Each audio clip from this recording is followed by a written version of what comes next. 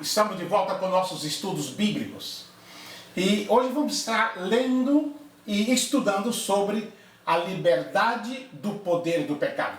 Mas o tema mesmo é sobre a lei, a carne e o espírito, que se encontra aqui na epístola do apóstolo São Paulo aos Romanos, no capítulo 7. Nós vemos que no final do capítulo 7, Paulo disse que Jesus Cristo é a resposta mais urgente do homem. Ele fala sobre a libertação da morte espiritual, já ali nos versículos 24 e no versículo 25. No capítulo 8, que estudaremos posteriormente, ele já afirma que Deus, Pai, Filho e Espírito Santo trabalha para a salvação dos fiéis. É um capítulo que consola a todos que lutam contra o pecado no serviço ao Senhor.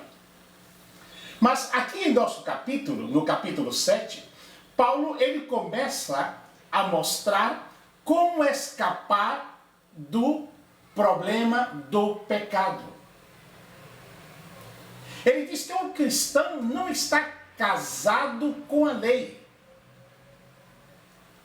Ele fala como de uma pessoa que morreu e, por isso, está livre do compromisso com o seu cônjuge. No que diz respeito à lei, ele morreu e agora é um em Cristo. Isso veremos ao longo do capítulo 7 da carta de Paulo aos Romanos. E ele reforça o que já tinha mostrado, inclusive, no capítulo 6, versículo 4, quando ele disse que fomos, pois, sepultados com ele pelo batismo na morte, para que, como Cristo foi ressuscitado dentre os mortos, pela glória do Pai, assim andemos nós também em novidade de vida. E, inclusive, para deixar mais claro a maneira correta de obter a paz e a certeza da salvação, Paulo, ele mostra primeiro a maneira errada de cada pessoa que busca pelos seus méritos próprios ou pela lei tentar conseguir lograr essa certeza da salvação. Isso fica muito claro aqui no capítulo 7. Porque esse capítulo, inclusive, é conhecido como o capítulo do eu. Este, eu digo que é um dos capítulos mais complexos para se interpretar em toda a Bíblia. Porque ao longo dos séculos, nós vemos que o capítulo 7 dessa carta aos Romanos tem desafiado inúmeros teólogos e estudiosos quanto à sua real interpretação. E uma interpretação correta deste capítulo é essencial à compreensão de toda a carta do apóstolo São Paulo aos Romanos. E para interpretá-lo, precisamos de todos os elementos que foram realçados através das análises feitas nos capítulos anteriores, do capítulo 1 até o capítulo 6. Paulo disse aqui no capítulo 7, vamos ver até o versículo 3, que ele disse: não sabeis vós, irmãos, pois falo aos que sabem a lei, que a lei tem domínio sobre o homem por todo o tempo que vive? Porque a mulher que está sujeita ao marido, enquanto ele viver, está ligada pela lei. Mas morto o marido, está livre da lei do marido. De sorte que, vivendo o marido, será chamada adúltera se for de outro marido. Mas, morto o marido, livre está da lei, e assim não será adúltera se for de outro marido. Então Paulo, após demonstrar que todos os cristãos foram batizados em Cristo, ou seja, tornaram-se participantes de sua morte, e que, por estarem mortos, não havia como viverem no pecado, Paulo agora ele convoca os seus interlocutores romanos ao raciocínio. Se os cristãos em Roma desconheciam que todos foram batizados em Cristo, como Romanos capítulo 6, versículo 3 nos apresenta, eles então destruíram de uma vez por todas o corpo do pecado. E que não mais serviam ao pecado. Esse ponto é muito importante e Paulo já esclareceu isso quando escreve o capítulo 6. Porém, caso alguém permanecesse agarrado à ignorância, Paulo propõe a essas pessoas os mesmos argumentos que ele já tinha começado antes, só que agora ele vai fazer com figuras diferentes. Primeiro, tendo provado que o crente morreu para o pecado, no capítulo 6, Paulo agora ele vai explicar a forma pela qual o crente se torna morto para a lei. Ele aqui não está falando do morto para o pecado, mas para a lei. É compreensível a necessidade de sermos, primeiro, libertos do pecado. Contudo, por que é que Paulo está tão preocupado que nós nos libertássemos da lei, que não ficássemos presos à lei? Afinal, a lei é a lei de Deus. Ela proíbe o pecado e prescreve a justiça. Os homens de Deus, do povo de Israel, eles amavam completamente esta lei.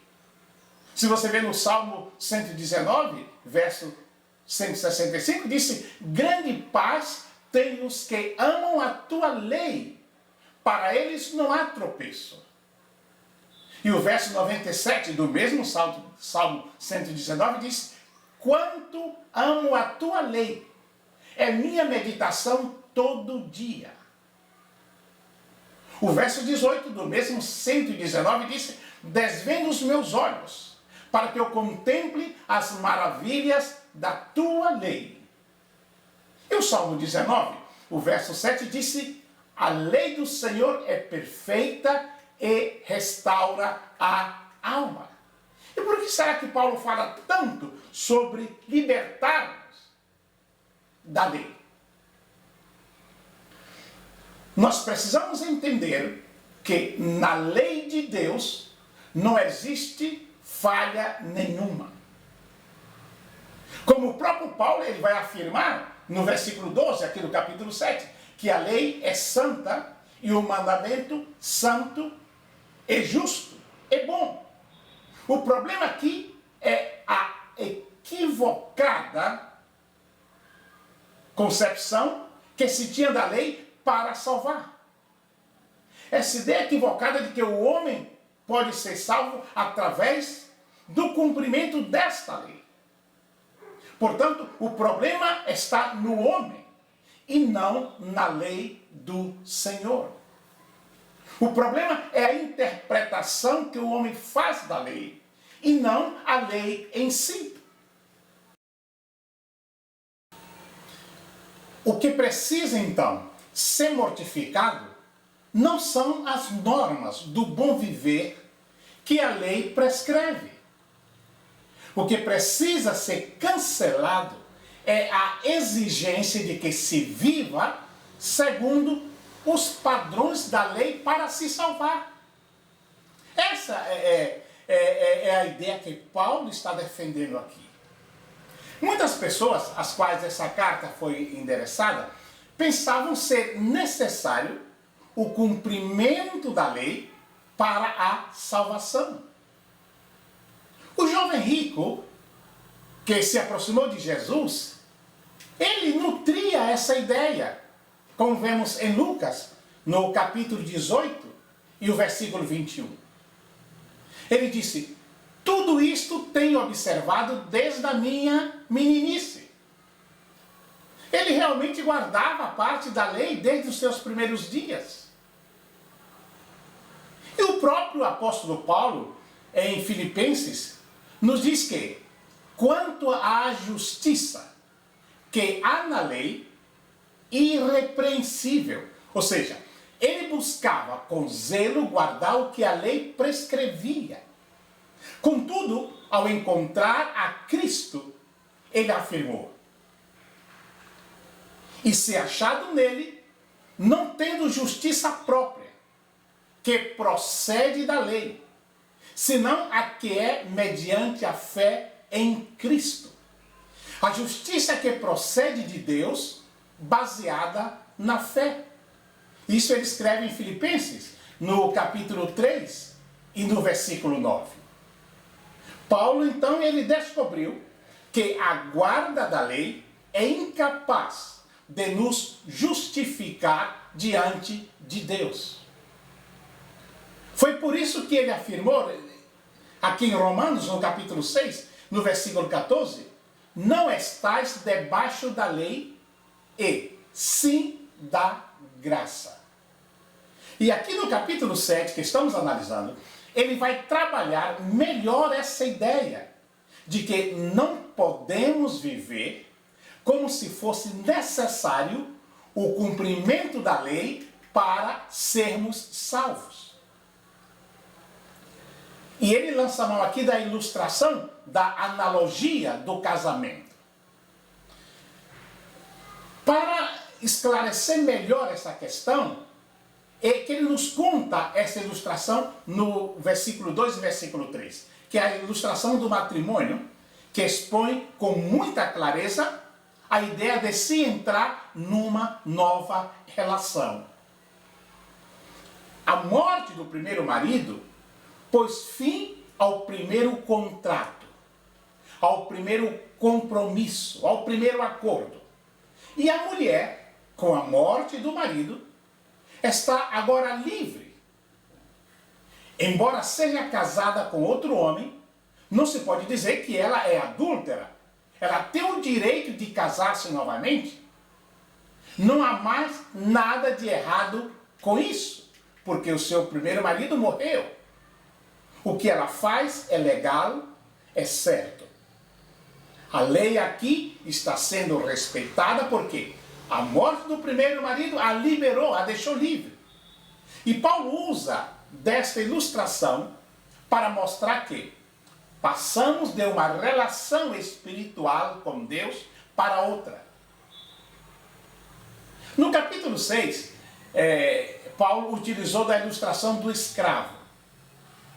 Aquela ilustração foi útil para mostrar que nós fomos comprados por Jesus.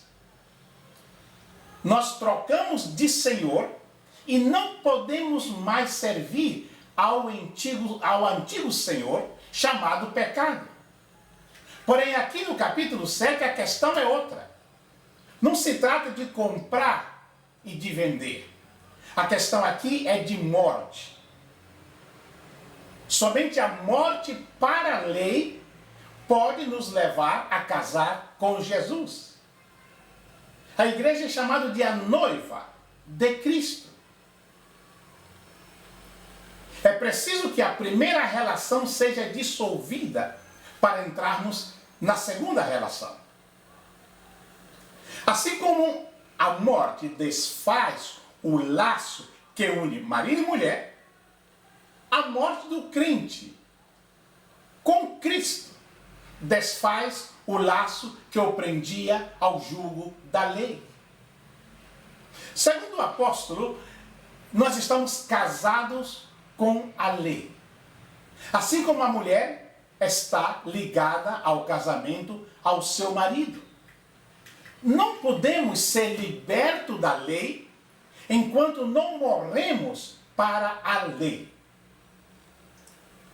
A semelhança da esposa que só fica livre do casamento quando falece o seu esposo. Portanto, na ilustração aqui, dos versículos 2 e 3, quem morre é o marido e a mulher fica livre. Agora, se o marido é quem morre, nós deduzimos que quem deveria morrer é a lei e nós permanecermos vivos. Ou seja, a lei seria o marido e os cristãos a esposa. Até porque o cristão vai pertencer a outro. Então ele deveria assumir aqui, o cristão, o papel da esposa na ilustração, a figura daquele que permanece vivo. Contudo, não é isso que Paulo está dizendo. Ele afirma o seguinte: vós morrestes relativamente à lei. Assim que na ilustração ele não fala nada sobre a morte da mulher, apenas da morte do marido. Assim que, de certa forma, a aplicação, às vezes, não corresponde muito aos termos da ilustração. O que acontece é que devemos esperar no versículo 4, que é a aplicação. É aqui que ele faz a aplicação. Não tem nada de errado com a ilustração do versículo 2 e 3, porque aqui no versículo 4 temos a aplicação. Algo que corresponde exatamente à morte do marido da ilustração 2 e 3. Como é que Paulo aplica? O que Paulo quer nos mostrar é que somente pela morte do marido a mulher está liberta do casamento. Da mesma forma, somente através de uma morte podemos nos tornar livres da obrigação da lei. Ou seja, Paulo quer nos mostrar como seremos libertos da lei. Se dissermos que nessa ilustração o marido indica a lei e a mulher indica o crente, às vezes nós chegamos a um beco sem saída. Nesse caso, a lei teria que morrer para que o crente pudesse ser livre. Porém, em parte alguma, Paulo ensina que a lei perdeu o vigor, que desapareceu. Somos nós, e não a lei, que morremos.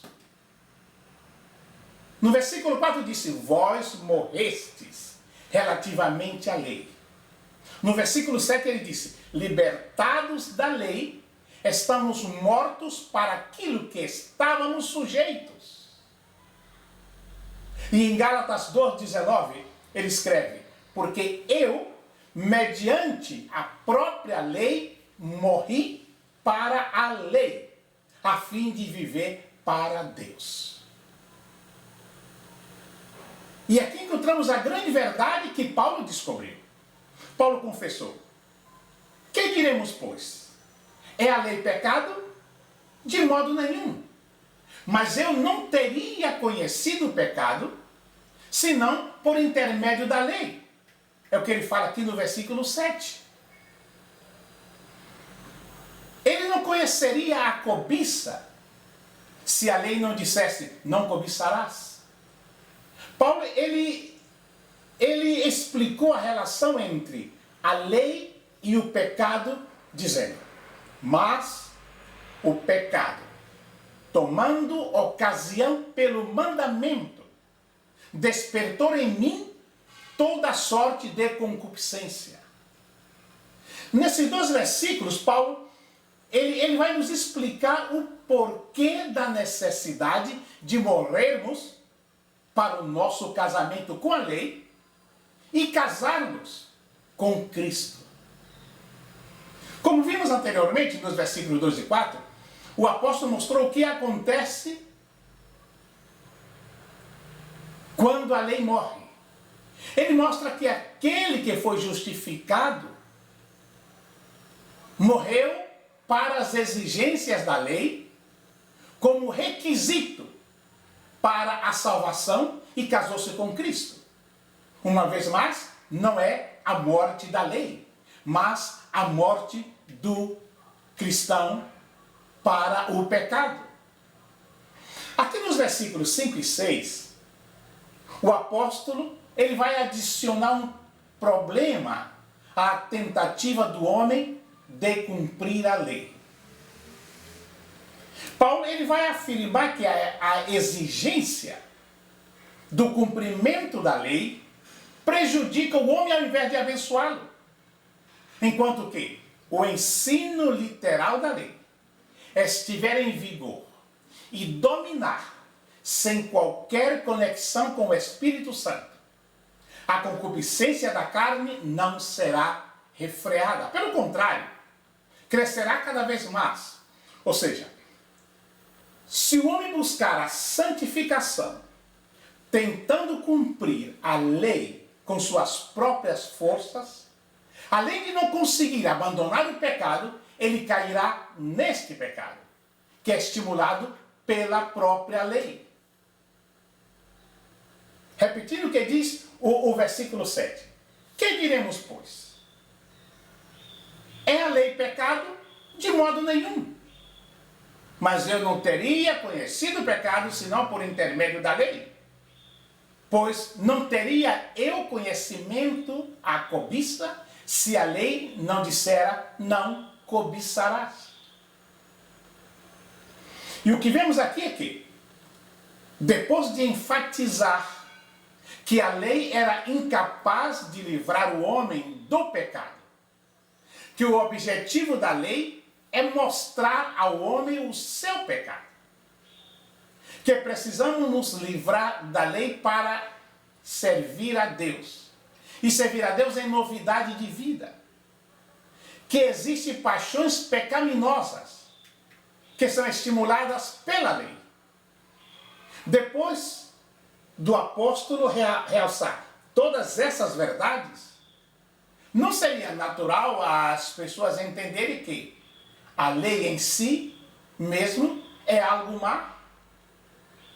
Será que as pessoas não iam entender que a lei seria uma coisa ruim?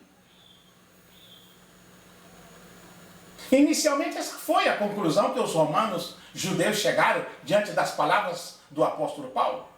E tem mais um detalhe. Paulo se regozijava no fato de que não estava mais debaixo da lei, da mesma maneira que se regozijava de que não estava mais debaixo do pecado.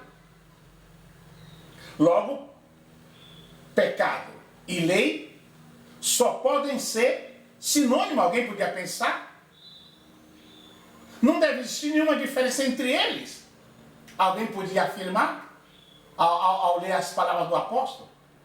Mas o apóstolo Paulo, ao perceber esta equivocada conclusão dos romanos, ele usa a sua negativa habitual e diz, não, de jeito nenhum.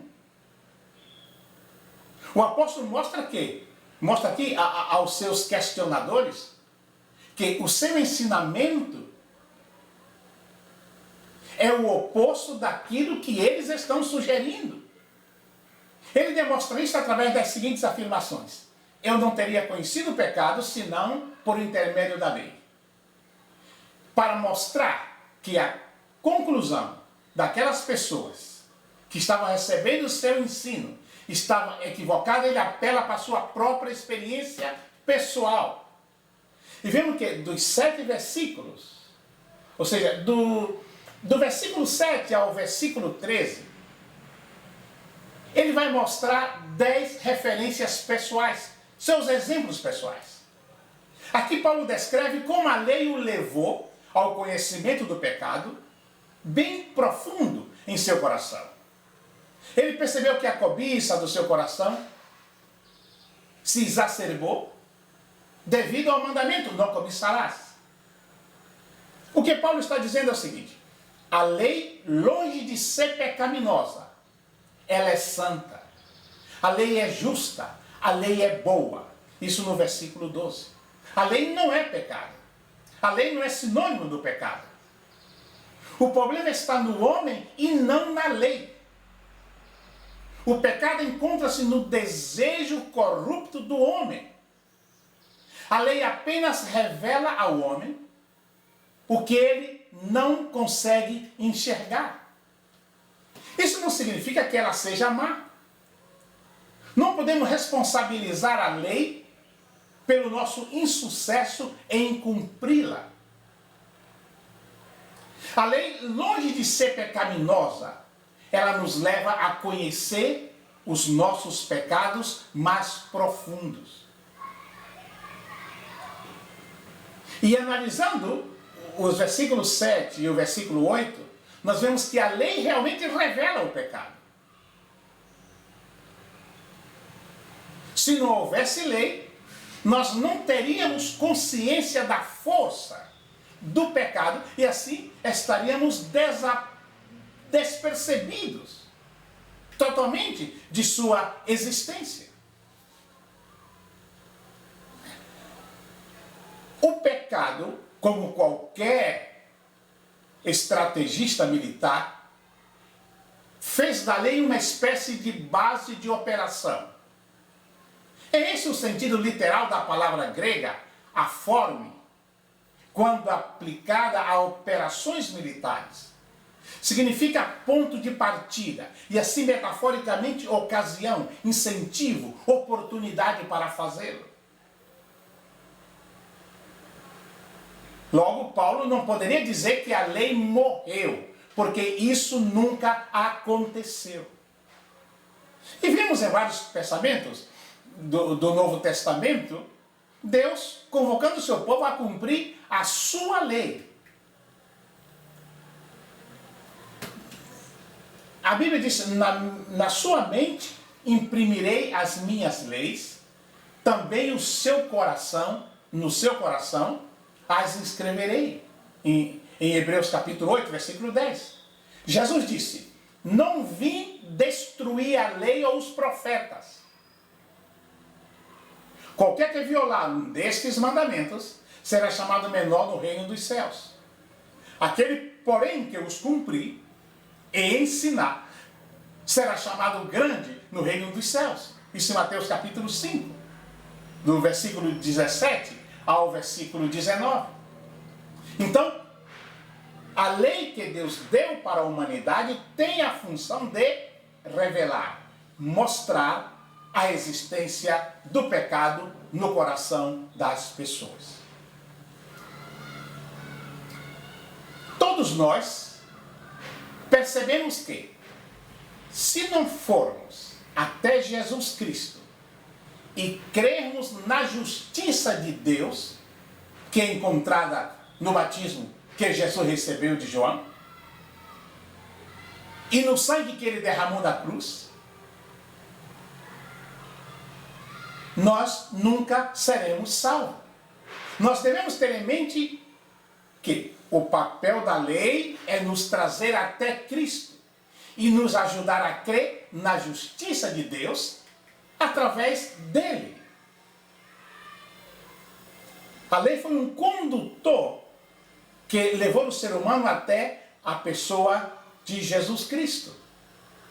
É por isso que o apóstolo Paulo testifica no versículo 8 de Romanos 7. Mas o pecado, tomando ocasião pelo mandamento, despertou em mim toda sorte de concupiscência. Porque sem lei está morto o pecado. Através da lei de Deus, o apóstolo Paulo nos mostrou quais são os fundamentos básicos desse pecado, ou do pecado. Ele confessou que, no início, ele era um pecador, mas alcançou a vida eterna, crendo na justiça de Deus, dada por Jesus Cristo. Eu digo sempre que havia originalmente duas leis dadas por Deus. A lei do pecado e a lei do espírito de vida. A lei do espírito da vida salvou Paulo da lei do pecado e da morte. Isso significa que, pela crença que Paulo levava em si, na morte expiatória de Cristo na cruz, que levou todos os meus pecados. Ele me uniu com Jesus e me salvou de todos os meus pecados. Todos nós devemos ter a fé de que nos unimos no batismo com o Senhor e com sua morte na cruz. Aí nós chegamos a essa analogia da solidariedade da raça humana, que é ilustrada aqui em Adão, o nosso primeiro pai. Aí vem a pergunta: o pecado é iniquidade ou o pecado é transgressão da lei? Aí nós vemos o versículo 12 de Romanos 2, que é plenamente possível pecar mesmo sem lei. Bem antes da lei de Moisés, a morte já reinava sobre todos os homens, como nós vemos em Romanos capítulo 5, no versículo 13. Desde Adão até Moisés, quando não havia essa lei, que conhecemos como a lei mosaica, a morte reinou sobre todos os homens. O que significa que todos pecaram. Daí vale destacar que o pecado impera desde a lei mosaica, antes da lei mosaica. Como? Um homem pecou, Adão, todos pecaram. Romanos 5,18.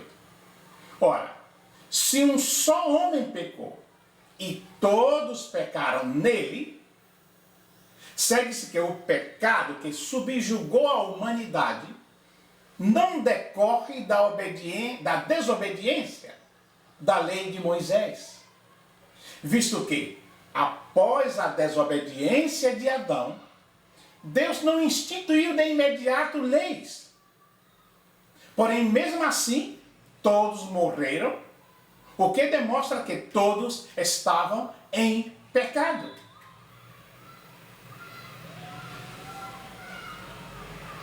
O homem peca porque ele foi vendido como escravo ao pecado.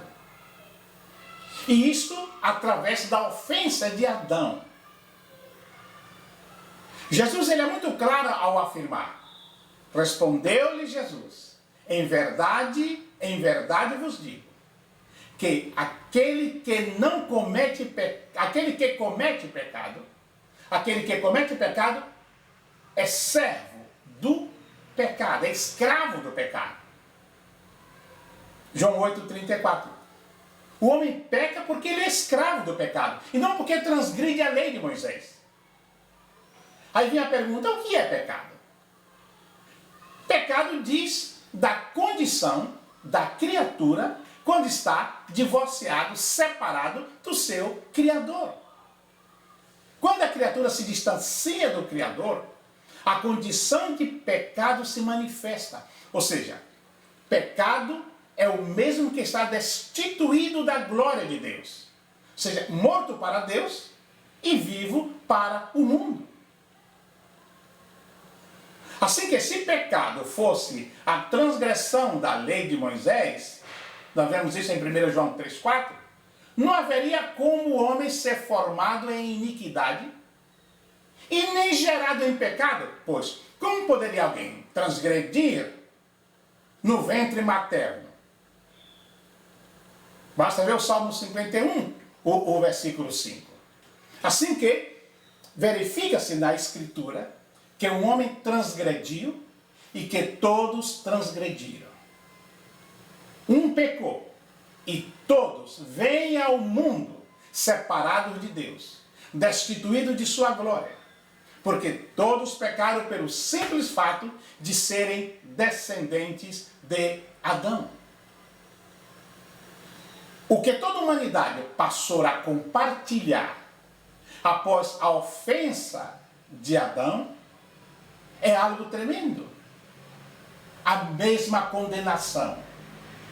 Como Paulo demonstrou através da lei. O eu conheceu o pecado. Paulo, ele ansiava pelo dia em que ele ficaria livre do pecado.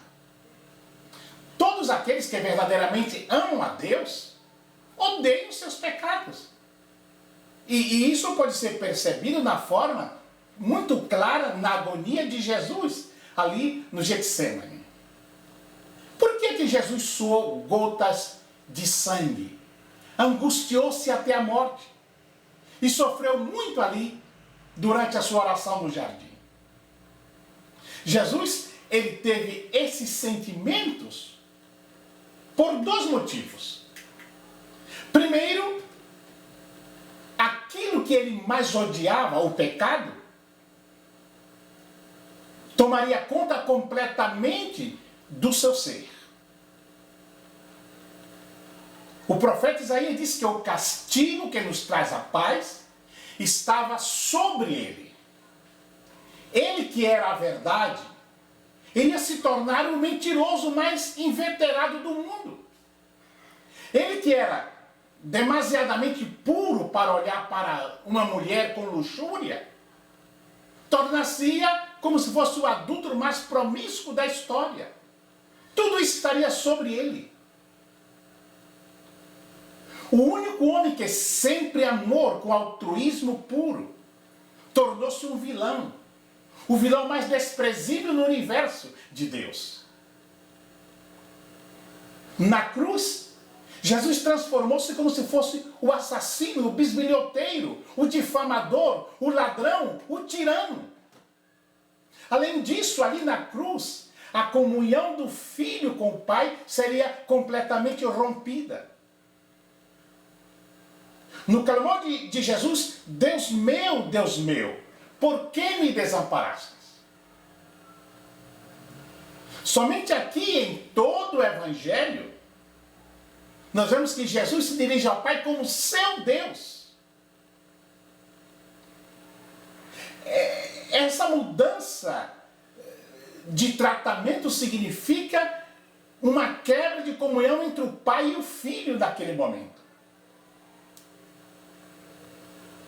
É como se alguém disse que é como se o pai não estivesse agindo como o pai.